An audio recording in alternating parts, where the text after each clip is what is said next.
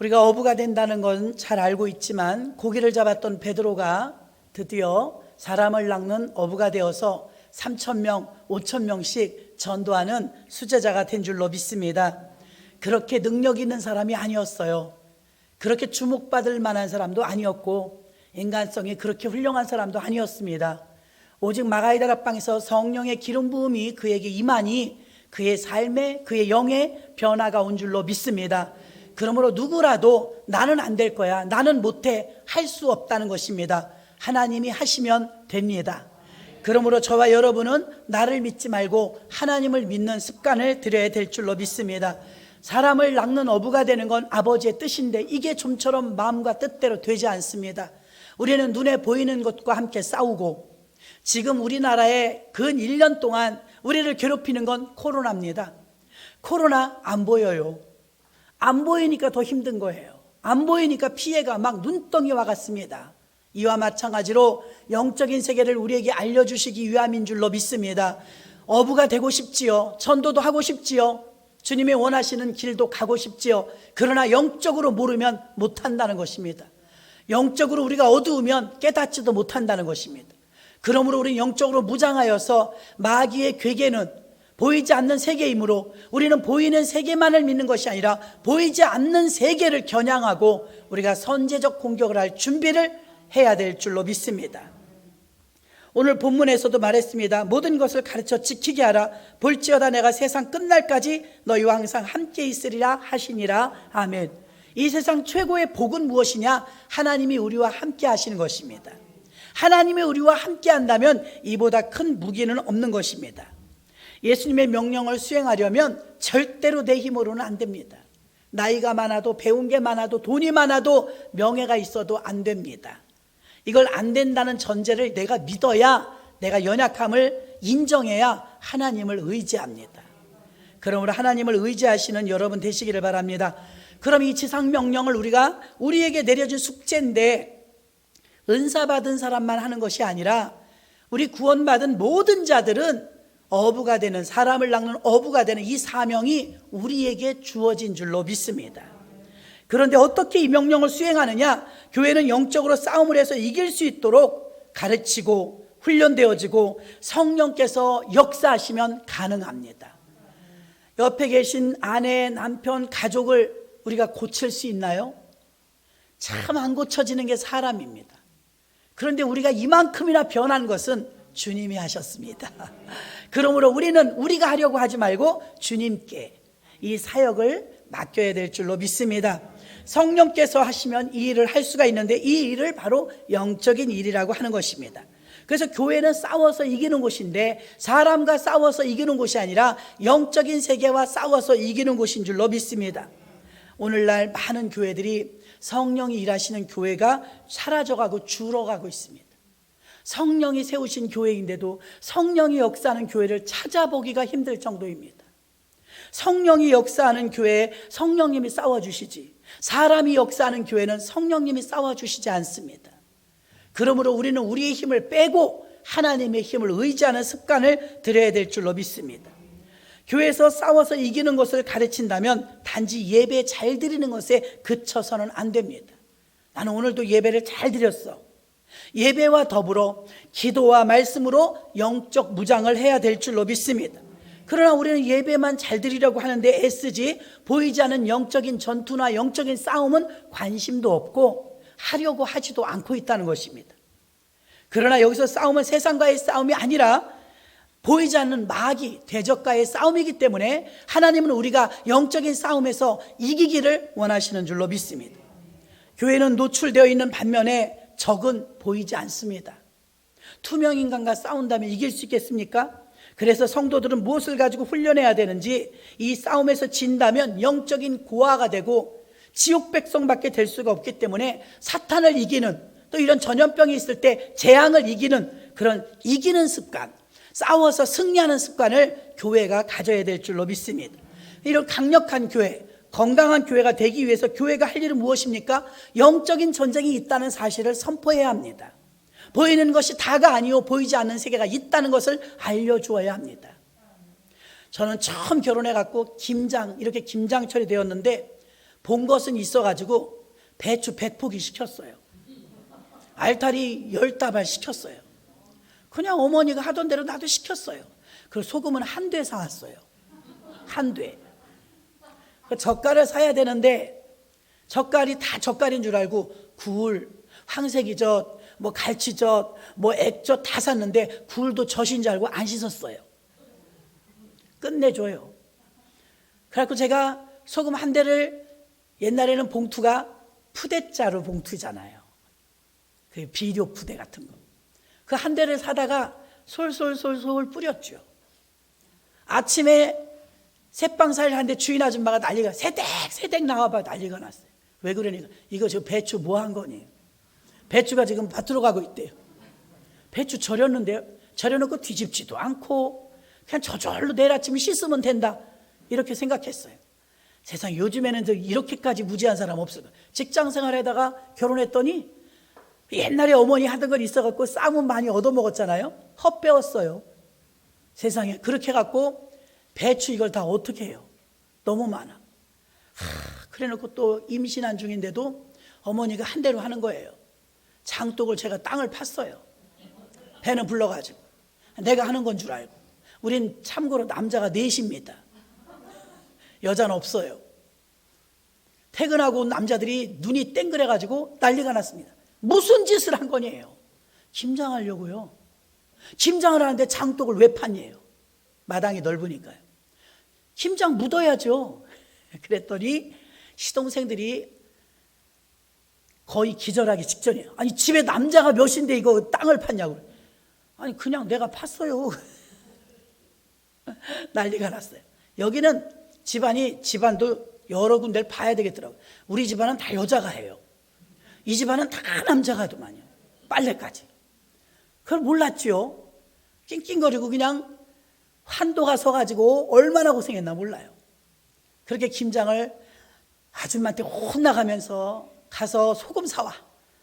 그날 김장해야 되는데 다시 절였어요. 하루 뒤에. 세상에 어떻게 하면 좋으냐고. 이 많은 걸 다 어떻게 하느냐요. 참고로 김치 하나도 안 버렸습니다. 시동생들이 많으니까요. 안 버렸습니다. 그래서 어쨌든 많이 했는데 이번에 우리 김장 6포기 했습니다. 6포기 했습니다. 큰 통으로 2통 해주셨는데 추수감사 때 올라오는 배추를 저는 하거든요. 어찌나 알뜰살뜰 예쁘게 맛있게 잘 해주셨는지 너무 감사해서 냉장고에 2통을 딱 집어넣었더니 배불러요. 얼마나 좋은지. 자, 여러분, 모르면 배워야 돼요. 저는 나쁜 마음을 가진 건 아니에요. 무식해서 그렇게 100포기를 산 것도 아니에요. 보고 배운 게, 들은 게 있으니까 그렇게 주문한 거예요. 할 줄도 모르면서 물어보기나 하지. 뭘 물어봐야 되는지도 몰라요. 모르면 용감합니다. 소금 한 대 사다가 100포기 절였으니 배추가 절여졌겠어요? 푸대로 사야 되는 걸 몰랐지요. 그렇게 몰랐어요. 참고로 저는 굉장히 일찍 결혼했습니다. 여러분, 그래서 지금은 여러분이 해주셔서 잘 먹지만 할 줄은 알아요. 지금은 할 줄은 알아요. 액젓이 무엇인지도 알고 깨끗이 씻어서 겉절이에 굴러야 되는 것도 알아요. 김장할 때는 보쌈도 해먹어야 된다는 것도 알아요. 세월의 흔적이죠. 교회가 예배 잘 드리고 오래 다녔다로 끝나면 안 돼요. 교회 오래 다녔다, 나 모태신앙이다, 교회 다니면서 훈련받고 계속 배워야 합니다. 여러분들이 영적 전쟁을 배우고 마귀의 괴계를 알려줄 때 배우고 이 전염병과 재앙 같은 것이 올 때는 어떻게 대처해야 되는지 배우고 여러분들이 훈련되어져야 하나님이 원하시는 튼튼한 성도가 되어지는 줄로 믿습니다. 여러분은 아침에 일어날 때 저도 그렇지만 핸드폰을 이용하지 않습니까? 저는 알람을 많이 해놔요. 새벽 기도 해놔야죠. 아침에 말씀 보낼 때 해놔야죠. 또 이렇게 예배 시간에 맞춰 해놔야죠. 어디 갈 때 2시 기도 이제 끝났지만 2시 기도 잊어버릴까 봐, 시간 지날까 봐 2시 기도 또 알람 해놓죠. 약속해 놓은 게 있으면 잊어버릴까 봐 약속 시간 알람 해놓죠. 알람을 잘 써먹어요. 그 알람은 인정사정 볼 것 없어요. 시간 되면 울려요. 그러면 깜빡 잊어버리고 있다가 그거 보고서 무슨 약속이 있었지? 아, 새벽기도 시간이구나 압니다. 교회에서는 언제나 찬송가 168장에 나팔 불 때 나의 이름, 나팔을 불라고 말한 것처럼 나팔은 우리를 경각시켜주며 나팔 소리는 우리를 깨우는 것입니다. 옛날에는 교회마다 새벽 4시면 종 쳤어요. 땡그랑 땡그랑. 교회 종소리를 듣고 시계 없는 집들은 아유 새벽 4시구나, 통금이 끝났구나, 뭐 이제 4시 반이구나 알았어요.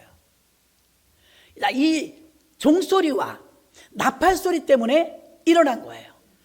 군대 가신 분들은 나팔 지금도 부나요? 나팔 소리에 따라서 기상합니다. 자다가 군인들이 막 군기가 들어가고 팍팍팍 일어납니다. 나팔 소리에 따라서 일어나는 거예요. 비상시에 어떻습니까? 사이렌 울면 다 일어납니다. 여러분, 교회가 세상을 향해서 나팔 소리를 내지 못하면 안 돼요. 세상은 지금 우왕좌왕 난립니다. 왜 이런지, 어떻게 살아야 되는지, 어떻게 살아야 될지도 모릅니다. 답을 제시하지도 못하고 어디를 가야 될지도 모릅니다. 교회는 이러한 사태가 생겼을 때 계속해서 메시지를 줍니다. 무엇 때문이며 무엇을 해야 하며 어떻게 가야 되는지를 알려줍니다. 그러므로 교회는 세상을 향하여서 나팔 소리요 알람 소리의 역할을 감당해 그들을 깨어나게 하는 그 종소리의 역할을 감당해야 될 줄로 믿습니다. 하나님의 말씀의 선포는 이런 기능을 가지고 있는 것입니다. 비전 역시 선포할 때 주어지는 것이며, 악한 마귀를 향해서 예수님도 풍랑이 일었을 때 풍랑아 잠잠하라, 바람아 잠잠하라 명령하시고 선포하니까 잠잠하여졌습니다. 교회나 여러분들이 잠잠하면, 여러분이 그대로 잠잠하면 파도는 기승을 부릴 것입니다. 여러분들이 잠잠하라고 선포하고 주 예수의 이름으로 명령하면 세상의 흉흉한 바닷물과 같은 것들은 잠잠해질 줄로 믿습니다. 지금은 회개할 때입니다. 지금은 부르짖을 때입니다. 지금은 더욱더 말씀과 기도에 정진할 때인 줄로 믿습니다.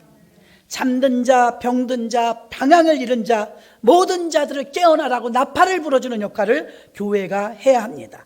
디모데전서 6장 12절에 보니까 믿음의 선한 싸움을 싸우라, 영생을 취하라, 이를 위하여 내가 부르심을 받았고 많은 증인 앞에서 선한 증거를 증거하였도다. 아멘. 우리를 부르신 이유, 선한 싸움을 싸우래요. 예수님이, 사랑의 예수님이 어째 우리한테 싸움을 싸우라 할까요?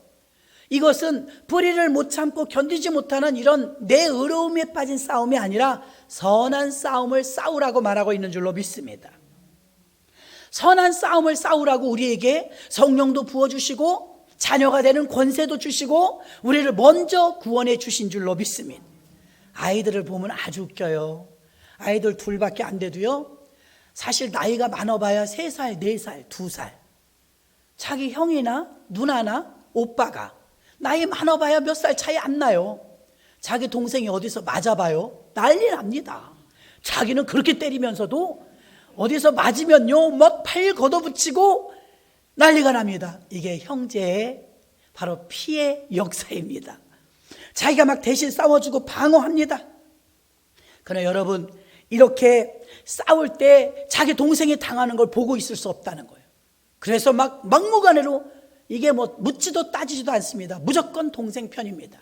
때리면 혼내는 것이죠. 여러분, 우리가 교회는 영적 싸움을 하라고 하는데요, 이 선한 싸움을 싸울 때 우리는 대부분 방어를 할 때가 많아요. 방어. 공격이 들어오면 막는 거죠. 여러분, 놀라운 사실은 방어만 해가지고는 절대 못 이깁니다. 싸움에 이길 수가 없어요. 방어만 해가지고는 승리할 수가 없어요.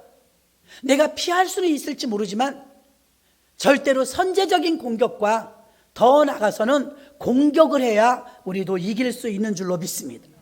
예수님은 내 양을 먹이라고 하셨습니다. 관리하라고 하시지 않았습니다.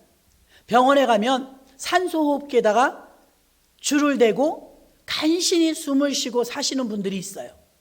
그래도 살아계신 것이죠. 그나마 숨이 끊어지면 그제서야 운명하신 거예요. 그들은 산소호흡기가 생명줄입니다. 그 생명줄을 통해서 간신히 호흡하고 생존하고 있는 거예요. 지금 교회가 많이 위축되었어요.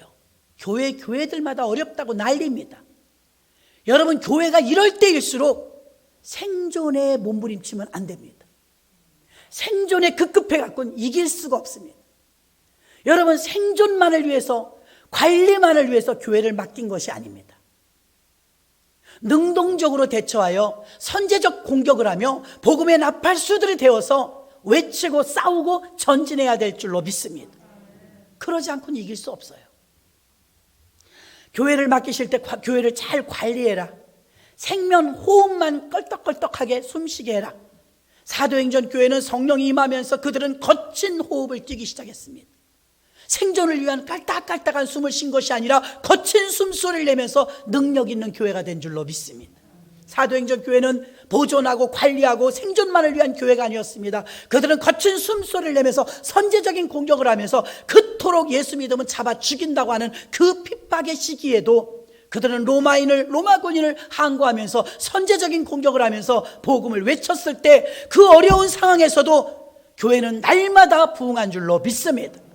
이게 승리의 결과인 줄로 믿습니다. 여러분, 위기는 기회라고 이 어려운 시기에 잘 됐지 않습니까? 하나님 앞에 믿음을 보이시기 바랍니다. 하나님 앞에 선제적인 공격을 하는 선한 싸움을 싸우시기를 바랍니다.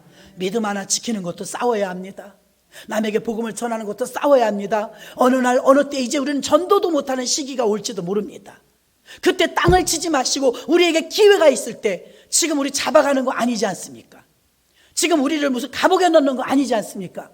조그마한 어려움이 오긴 했지만 그럼에도 불구하고 이만큼이라도 자유롭게 예배드리는 건 너무나 감사입니다.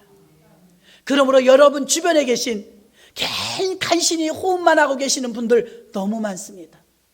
보기에는 멀쩡해 보여도 얼마나 정신적인 고통을 많이 겪고 전 국민의 50%가 우울증에 시달린다고 할 정도로 위험 수위에 있습니다. 정신을 못 차리고 있는 것입니다.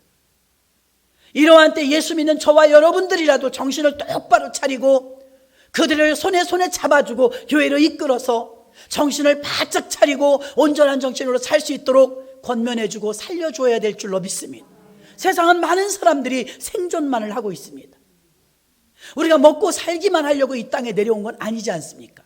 사명 감당하고 기쁨도 느끼고 감사도 느끼고 구원의 감격 속에서 주의 일하고 거룩한 일 하다가 주님 부르실 때 떳떳하게 가야 될 줄로 믿습니다.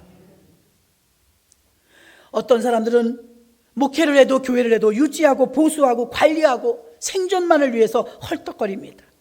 예방을 하면서 목회합니다. 그러나 공격을 하지 못하고 방어만 해갖고는 절대로 경기를 이길 수가 없는 것입니다.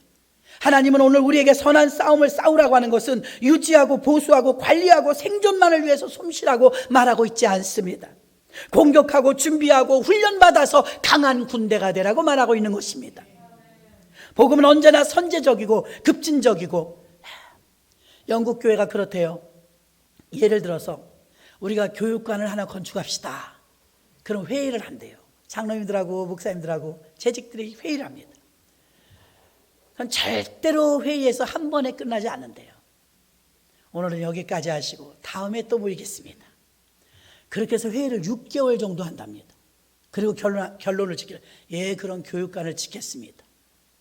치밀할 정도로 거듭되는 회의를 통해서 많은 분들과 공유하면서 부작용 없이 나가는데 장점으로 볼 땐 그렇게 튼튼해요.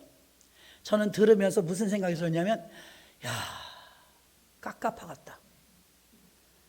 지금이 만약에 추수감사절 막 지났는데 성탄절에 대해서 이제 회의를 해요. 성탄절에는 무슨 떡을 할까요? 그 6개월 걸리면 성탄절 지납니다. 자, 우리나라에 와서 135년 전에 복음이 들어왔는데 전무후무한 부흥을 맛봤어요. 대한민국에서. 나는 어떻게 그런 기적을 우리 대한민국이 일으킬 수 있었을까? 성격에서 나옵니다. 우리나라 문화는 빨리빨리 문화예요. 그래서 공항에서 외국인들이 보면 한국 사람을 찾아낼 수 있을 정도로요. 앞도 뒤도 안 보고 무조건 빨리 갑니다. 인상 쓰고. 그게 한국 사람이래요. 줄 나란히 서서 천천히 가면 일본 사람, 시끄러우면 중국 사람이래요. 그러니까 중국 사람과 한국 사람과 일본 사람 얼굴 봐갖고 몰라요. 근데 다 안 돼요. 빨리 가고 인상 쓰면 한국 사람. 부끄럽기도 하고 한편으로는 우리 민족이 그렇게 빨리빨리 문화가 깃들어져 있고 몸에 절어 있다는 것이죠. 여러분, 복음은 급진적이에요. 언제나 복음은 회개하라 천국에 가까웠느니라. 지금 전해야 되고 빨리 전해야 되고 주님이 곧 오신다고 말하고 있기 때문에 복음은 급해요. 근데 이 급한 복음과 급한 민족이 만났을 때 코드가 맞는 거예요. 제 생각이에요. 제 생각. 그랬더니 회개도 빨리 해요. 변화도 빨리 받아요. 전도도 빨리 해요. 얼마나 많은 사람이 전부 쏟아져 나가서 전도하고 부르짖고 기도하고 철야하고 새벽 기도하는지 교회가 폭발적으로 부흥하고 전 세계적으로 새마을운동을 수출하고 있지만 또 하나 영적으로 수출하는 건 주여 삼창. 주여 삼창 수출하고 있지 않습니까? 본토였던 예수님이 태어난 곳도 주여 삼창 안 해요. 근데 우리는 가르치지도 않아요. 주여 삼창합니다. 통성기도하면 어느 교회나 주여 삼창합니다. 근데 외국에서 오신 목사님들이 그걸 특이하게 본 거예요. 야, 대한민국 교회는 새벽 기도를 하더라. 대한민국 교회는 주여 삼창을 하더라. 그래서 부흥했더라. 그래서 우리는 주여 삼창을 지금 수출하고 있습니다. 우리나라의 복음은 급진적이었어요. 우리나라에 들어온 복음은 선제적 공격이었어요. 무당집이 됐든 절간이 됐든 또 중이 됐든 점쟁이가 되었든 복음을 전하는데 거침이 없었습니다. 우리나라의 이 복음은 하나님께서 이 땅에 저 이스라엘이라는 나라에서 지구를 반바퀴 돌아서 대한민국에 도착해서 이곳에서 복음을 증거할 때 이 땅을 제2의 이스라엘로 선정하신 줄 믿습니다. 평양에서 대부흥 운동이 일어났을 때 별명이 있었어요. 제2의 예루살렘. 할렐루야. 평양을 제2의 예루살렘이라고 불렀습니다. 전쟁 때문에 1.4 때 때문에 북한의 믿음 좋은 분들이 다 남한으로 내려오셔가지고 북한의 교회를 자꾸 말살 정책을 펼치니까 공산주의 또 사회주의 여러분 좌익 세력은 절대로 하나님과 같이 못 갑니다. 우상이 김일성이고 우상이 시진핑이고 우상이 우두머리가 있기 때문에 하나님을 아버지라고 못 모십니다. 같이 갈 수 없어요, 여러분. 그런데 공산주의 국가 미국이라는 나라를 보십시오. 우리에게 우방이고 우리만 우방이 아니었더라고요. 한국, 일본, 영국, 독일, 이탈리아 약 30여 나라에 군대 갔다 오신 분들 많이 계신데요. 60만 국군 장병 위에 저도 늘 기도합니다. 그렇지만 우리나라 사람이 우리나라 지키기 위해서 군대 가는 건 너무나 당연한 건데 우리나라 사람이 남의 나라 지켜주느라고 월남 파병, 이라크 파병 외엔 난 별로 들어본 적 없어요. 그것도 갔다 잠깐 온 거죠. 주둔하는 나라는 많지 않아요. 하나님이 사명이라는 게 나라마다 있고 교회마다 있고 개인마다 있는데 미국이라는 나라에는 세계의 어려운 나라들의 양식을 공급해 줄 수 있도록 풍성한 땅과 풍성한 양식을 주셨고 인적 자원 전 세계에서 무기라든가 전쟁 능력을 갖추기 1위 나라가 미국입니다. 그런데 그 나라에서 약한 나라, 가난한 나라, 자기 스스로들 나라를 지킬 수 없는 나라들을 지금 전 세계 200여 국 가운데서 30여 개 나라에 다 주둔하고 있어요. 지켜주고 있어요. 이런 나라 있어요? 국방비를 받든 어쩌든 남의 나라에 가서 파병 가서 젊은이들이 그 나라를 위해서 목숨 바치고 우리나라에 얼마나 많은 미군이 죽었습니까? 6.25를 통해서? 이런 나라 없어요. 누가 하라나요? 자기네가 해요. 여러분 이것은 사명입니다. 사명이에요. 우리나라에게는 어떤 사명일까요? 우린 여러분 자원이 없어요. 땅도 좁아요. 외국 사람들이 우리나라에서 뉴스를 보면 제일 놀라는 거 뭔지 아세요? 저도 궁금했어요. 오늘은 전국적으로 비가 오겠습니다. 깜짝 놀란대요. 어떻게 전국에 한 번에 비 오냐고. 땅이 그만큼 작다는 거예요, 여러분. 사람들이 놀란다는 거예요. 그렇게 조그만 나라가 있냐고. 그런데 이 나라가 작습니까? 안 작아요. 세계 속에 우뚝 세워. 여러분 우리나라의 월드스타들 많죠. 삼성이라는 회사 때문에 국위선양하죠. 전 세계적으로 우리나라의 명성을 높여주시고 작은 나라이지만 작은 나라가 아니라 큰 나라로 만들어주신 이유는 오직 하나, 선교를 위해서입니다. 해외 선교의 마지막 주자로 우리나라를 들어 쓰시는 줄 믿습니다. 그 사명을 위해서 돈도 주시고, 그 사명을 위해서 교회도 세워주시고, 그 사명을 감당하라고 이토록 교회들을 부흥시켜 주신 거예요. 근데 교회들이 배불러지니까 교회 건축, 또 부요와 풍성과 이 사치에 그냥 절어 들어가요. 그건 하나님 뜻이 아닙니다. 교회가 거점이 되었으면 그 다음엔 어떻게 해야 됩니까?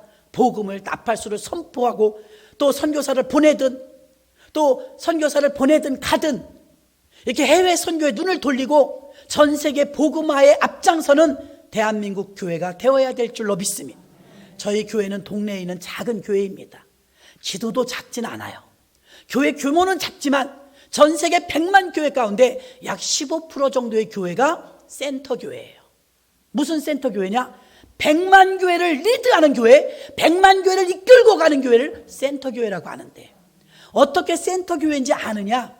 여러분, 교회마다 홈페이지가 있으면 그 목사님의 설교의 클릭 수가 있어요. 그러면 뉴욕에 있는 교회, 리디머 교회 같은 팀 켈러 목사님의 교회는요, 엄청납니다. 9.11 테러 사건 때 엄청 어려움을 겪었는데 그 이후로 폭발적인 부흥을 했죠. 전 세계에서 리드하는 교회가 되어서 전 세계의 교회를 세우고 있습니다. 그런 교회들이 센터 교회로서 아주 그 몫을 감당하고 있는데 첫째 플랜팅 운동을 하고 있습니다. 그래서 우리도 그 대열에서 누락되지 않으려고 몸부림을 치며 살아있는 교회, 능력 있는 교회, 주님이 원하시는 교회가 되기 위해서 몸부림치고 있습니다.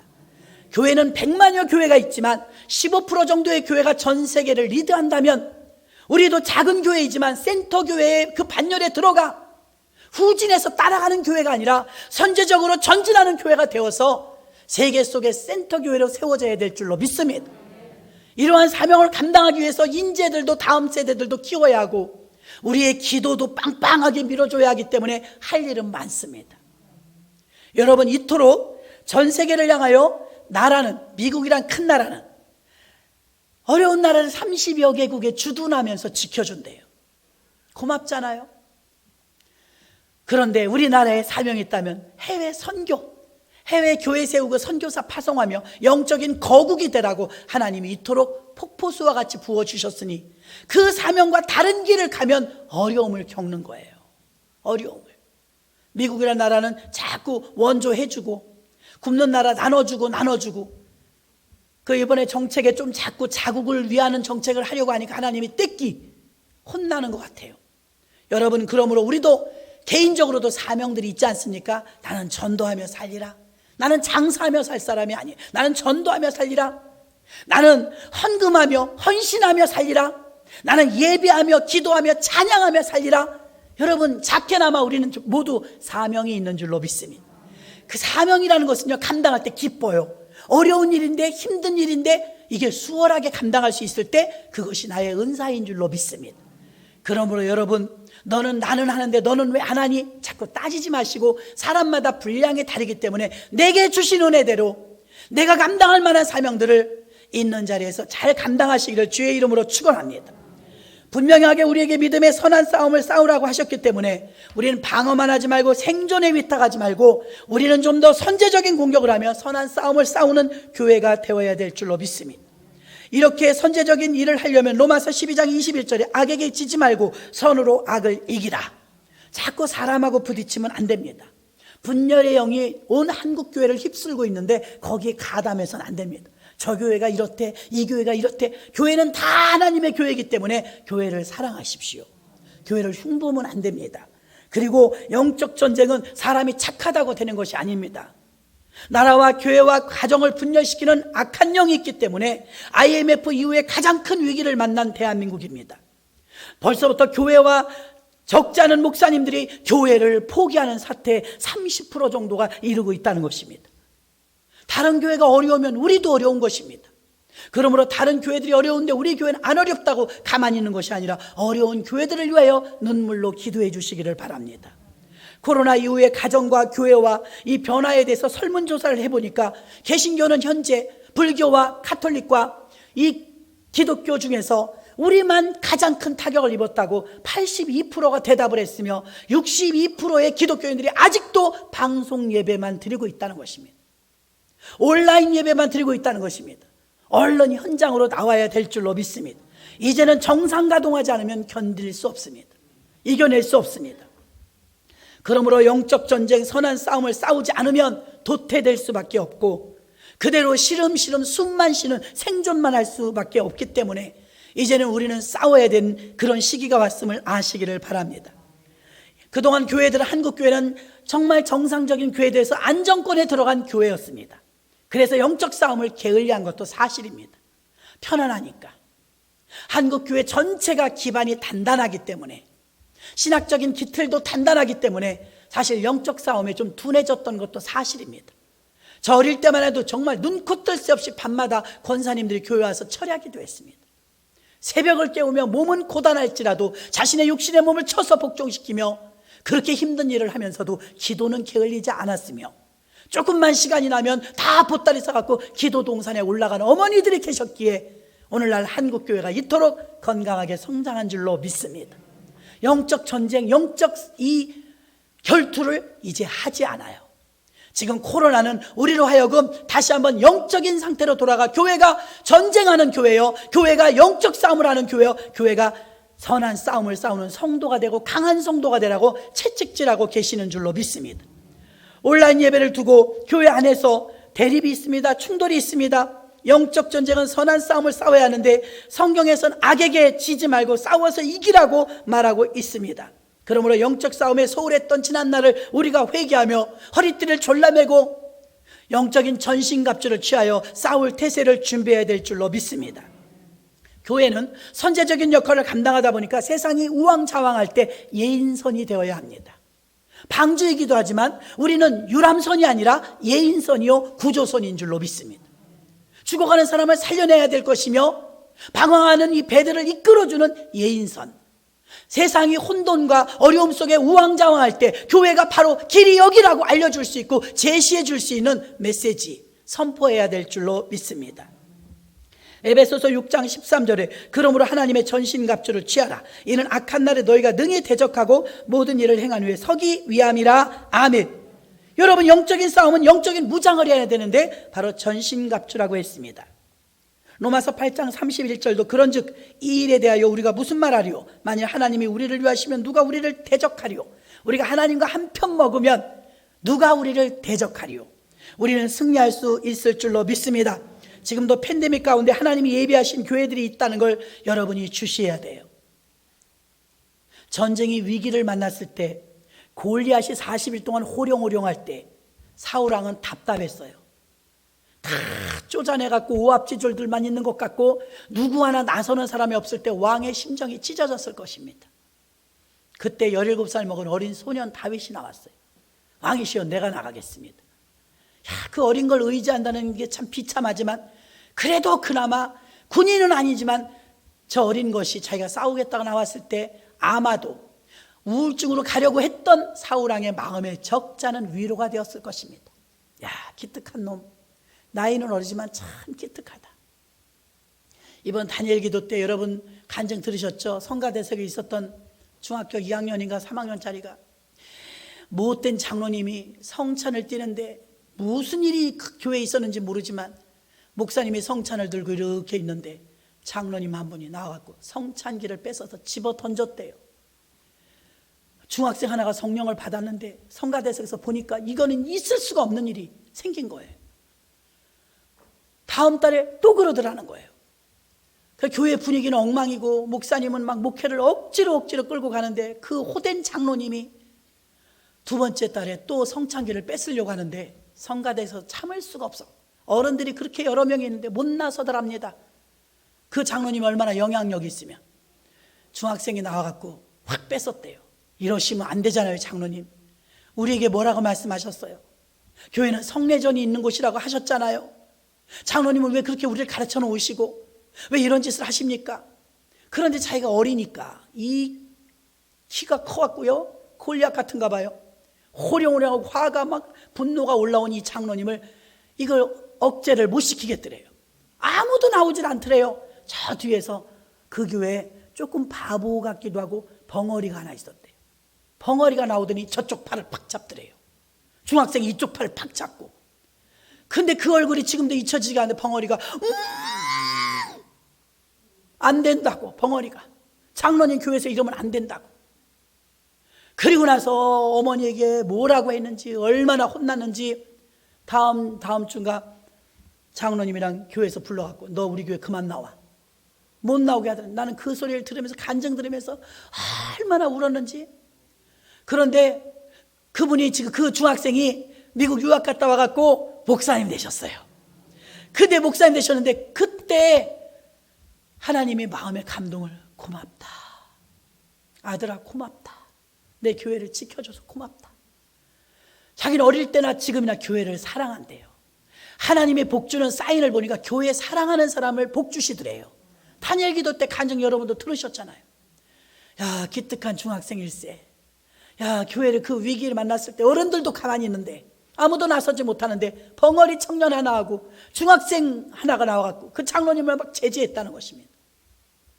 그 뒤에 험한 얘기는 듣고 싶지가 않았어요. 장로님의 말로가 어땠는지는 보나마나 뻔하지 않습니까? 여러분, 이렇게 교회를 사랑하고 교회를 내 몸과 같이 사랑했을 때 주님은 그 사람을 내가 고맙다, 어린아이에게 그렇게 음성을 주셨다잖아요. 여러분이 교회를 사랑하고 주님을 사랑하면 답이 저절로 나오게 되어 있습니다. 여러분도 교회를 주님처럼 사랑하시기를 바랍니다. 코로나 비상시기에 메시지는 때를 따라 양식을 줘야 합니다. 강력한 추진력을 가지고 내가 지금 무엇을 해야 되는지 역동적으로 선제적으로 착한 영성만 가지고는 안 돼요. 저 사람 착해요, 그것만 가지고는 지금 이 험악한 이 재앙의 시기에는 이겨낼 수가 없다는 것입니다. 적과 거짓에 대하여서 분별할 줄 알아야 될 줄로 믿습니다. 팬데믹 가운데서 예비하신 교회가 있습니다. 분명히 건강한 교회, 교회를 사랑하는 성도님들이 있는 교회, 교회를 지켜낼 줄 아는 교회, 교회에 나와서 기도할 줄 아는 교회, 하나님은 분명히 이 시기에도 골라내고 쓰실 교회를 거르고 계시는 줄로 믿습니다. 그러므로 어려울 때 어려움을 통해서 여러분은 오히려 그 전쟁 중에 다윗이 그렇게 나갔을 때 골리앗을 이기지요. 여러분, 분명히 전쟁은 위기였지만 그때 골리앗을 이겼던 다윗은 그 기회를 통해서 하나님은 전면전에 내놓는 그 나라의 2대 왕이 된다는 암시요 데비전이었는 줄로 믿습니다. 하나님은 그 사건을 계기로 다윗을 쭉 올려놔서 전국에 있는 군인들이 다윗 다윗 하면서 그를 추종하는 자세로 돌아가게 되지 않았습니까? 여러분, 오히려 어려운 시기에 여러분이 믿음을 지키면 하나님으로부터 인정받게 될 줄로 믿습니다. 우리 교회가 그렇게 힘 있는 교회가 되기 위해서 여러분들이 깨어 있으시기를 주의 이름으로 축원합니다. 우리에게 분별력을 주시고 이 어려운 시기에 어떻게 이겨야 되느냐, 여러분 절대로 싸워서는 못 이깁니다. 악과 법과 정부와 싸우지 마세요. 어떻게 이겨야 됩니까? 좌로나 우로나도 치우치지 마세요. 나는 좌입니다, 나는 우입니다. 그것도 안 됩니다. 여러분, 우리는 오직 공의로, 오직 정직으로, 선으로 싸워야 합니다. 자, 지금은 잠깐 드리는 말씀이자 어린아이를 기르는 부모님들이 좀 잘 들어보세요. 굉장히 유익할 겁니다. 아이들을 낳으면 우리는 좋은 것 보게 해주고 좋은 것 입히고 좋은 것 먹이고 잘 가르치고 싶어 해요. 어느 부모나 마찬가지입니다. 그러나 하버드대 이 마이크 샌델이라는 교수는요, 아이들을 양육할 때 우리가 하는 일들입니다. 위인전을 읽히고 누구를 닮으라고 말할 때가 많습니다. 좋은 놀이동산, 좋은 것, 유복함, 부족함 없이 세팅해주고 싶어 합니다. 아기를 기르면서 좋은 거 먹이고 싶고 좋은 거 입히고 싶고 좋은 유치원 보내고 싶고 차별화된 곳에 가르치고 싶어 해요. 그렇게 하지 말아야 해요. 잘 들으셔야 됩니다. 아기를 기르시는 분들, 이렇게 아이를 최고로 기르면 어떻게 되느냐? 특권의식을 갖게 돼요. 이기주의가 돼요. 가난하고 소외된 것을 바라보지 못하기 때문에 편협주의가 돼요. 좋은 것만 먹고 좋은 것만 보고 좋은 것만 입었기 때문에 다른 환경에 절대 적응 못해요. 다른 환경에 오면 꼼짝도 못해요. 바보가 돼요. 적응력이 없단 말입니다. 다른 환경에 대해서 이거 준비가 안 된 거예요. 매일 좋은 거, 놀이동산도 고급, 장난감도 좋은 거, 이렇게 큰 아이는 백발백중 불공정하게 큽니다. 위인만 봐라, 위대한 왕만 본받아라, 과학자만 본받아라, 그런 사람은 몇 안 되거든요. 우리가 만나는 사람들은 보통 사람들이거든요. 자, 그런데 대신 아이들을 양육할 때 위인전을 읽히면서 누구누구 닮으라고 말하지 말라고 이 샌델 교수는 충고합니다. 자, 그럼 어떻게 가르치느냐? 어린아이들은 어릴 때부터 유복하고 부모 잘 만나는 것도 중요하지만 진짜 부모 잘 만나는 건 무엇이냐? 유대인 교육처럼 영재 교육을 받은 자들, 빌 게이츠나 구글, 페이스북 이런 세계적인 부자들은요, 유대인 교육을 다 받았습니다. 유대인 교육은 성경 교육입니다. 유대인은 만 13살까지 세상 교육 차단합니다. 수학, 과학, 음악 안 가르칩니다. 오직 모세오경. 성경 교육을 만 13살까지만 가르치고 13살 되면 어떻게 됩니까? 성년식을 하죠. 그리고 세상 공부를 합니다. 놀라운 것은 이렇게 유대인 요게벳이 모세를 품에 안고 교육시켰던 것처럼 이렇게 유대인 교육을 시킨 가정에서 교육시킨 아이들이 장차 세계에 나가서 노벨 평화상, 노벨상 다 휩쓸어요. 돈, 경제, 세계를 아우르는 모든 것들 다 유대인 손에 있어요. 세계 모든 민족의 가장 뛰어난 민족은 유대인입니다. 어떻게 이렇게 되고 청소년 범죄율 없습니다. 너무 특권의식으로 제일 좋은 곳을만 기른 아이들일수록 가난하고 소외되고 어려운 곳을 감당을 못해요. 다른 환경에 적응을 못합니다. 특권의식 속에 살기 때문에 좋은 것과 내 코드가 맞지 않으면 감당이 안 되는 거예요. 그런데 이렇게 평범하게 기르면서 유대 교육을 시킨 아이들이 커서 어떻게 되느냐? 돈을 벌어도 내 것이 아닌 걸 알아요. 나눠야 돼. 그래서 기부 문화가 유대인들은 만연한 거예요. 내가 3개가 있으면 3명이 나눠야지. 내가 3개를 벌고 저 사람 하나를 못 벌었으면 나눠줘야지. 그래서 빌 게이츠나 이런 사람들은 얼마나 많은 돈을 기부합니까? 그들은 어릴 때부터 철저하게 좋은 유치원 다닌 게 아니에요. 좋은 책 보고 위인을 배운 것이 아니라 유대 교육을 받은 것입니다. 쉐마 교육, 유대 교육은 말씀 교육을 말하는 것입니다. 여러분, 하나님을 모르는 무신론자일수록 무죄의식이 강하고 하나님을 잘 믿는 사람일수록 유죄의식이 있어 내 탓이라고 합니다. 여러분, 돈을 많이 벌어도 내 것이라고 하지 않습니다. 이건 다 나눠야 해. 하나님의 영광을 위해서 쓰임받아야 돼. 이 마인드가 어디서 생깁니까? 어릴 때부터 유대 교육에서부터 절어 들어가는 거예요. 그래서 어린이를 기르는 부모님들은요, 부모와 가정이 학교 교육보다 우선되어야 되고 부모와 가정에서 말씀과 예배, 기독교 문화로 아이들을 잘 양육하지 않으면 이 아이들은 보편적인 아이로 클 수 없고 나눠주는 아이로 클 수 없습니다. 저는 굉장히 감명 깊게 이 강의를 들었어요. 그러므로 여러분들도 자녀들을 양육할 때 언제나 좋은 것, 최고급, 최고로 길렀지만 범죄율은 점점 늘어나고 있습니다. 그러므로 아이를 말씀으로 양육하는 우리 모두가 되셔서 이 세상의 환경에 독버섯과 같은 정권을 잡았다 할지라도 혹여 고위층에 있는 사람이라 할지라도 얼마나 독버섯 같은 일들을 합니까? 그들은 유대 교육을 받지 않고 언제나 차별화된 교육을 받았으며 그렇게 자라난 아이들이 권력을 잡으면 독주하는 것입니다. 마이클 샌델 교수는 유복하지도 않고 영재도 아니라면 주어진 삶의 한계 안에서 그렇게 평범하게 살도록 가르치라고 충고해 주고 있습니다. 잠언 30장 21절로 23절 세상을 진동시키며 세상으로 견딜 수 없게 하는 것 서너시 있나니 곧 종이 임금된 것과 미련한 자가 배부른 것과 꺼림을 받은 계집이 시집간 것과 계집종이 주모를 이은 것, 이런 것들이 옳지 않다고 잠언은 말하고 있습니다. 여러분, 우리는 육에 속한 사람이 되면 절대로 하나님의 일을 알지 못합니다. 고린도전서 2장 14절에 육에 속한 사람은 하나님의 성령의 일들을 받지 아니하나니 저희에게는 미련하게 보이며 또 깨닫지도 못하나니 이런 영적으로라야 분별함이니라. 아멘. 성령의 일을 하기 위해서, 영적인 무장을 하기 위해서 우리는 여러분 깨어 있어야 하며 담대히 선제적인 공격으로 선포해야 됩니다. 그리고 지금 우리가 어떻게 살아야 돼? 이 재앙의 때, 팬데믹 가운데서 우리는 어떻게 살아야 되느냐? 절대로 불의와 싸우려고 하지 말고, 내가 피해의식 속에서 자꾸 주장하지 말고 공의와 정직과 정의로 싸우십시오. 지금 그렇게 안 하면 이기지 못합니다. 공의로 불의와 맞서십시오. 참으로 거짓과 맞서십시오. 착하게 사는 게 아니라 보이지 않는 영적인 세계, 코로나가 무서운 것처럼 마귀의 세계가 더 무서운 것인데, 그것에 무장하기 위해서는 예수 그리스도의 이름으로 선포하는 그 말씀이, 그 복음이 오직 사람을 변화시킬 줄 믿습니다. 영적 전쟁을 선포하고 교회는 따라가는 것이 아니라 예인선이 되어야 하며 적과 거짓의 분별을 할 줄 알아야 하며 교회의 주인 노릇하는 모든 세력들을 물리치고 교회를 사랑하는 저와 여러분 되시기를 주님의 이름으로 축원합니다. 하나님 아버지 감사합니다. 좋은 것으로만 키우고 양육하면 잘 되는 줄 알았지만 오히려 독버섯처럼 곳곳에서 자기들이 힘이 생겼을 때 얼마나 나라를 더 어렵게 만드는지 모릅니다.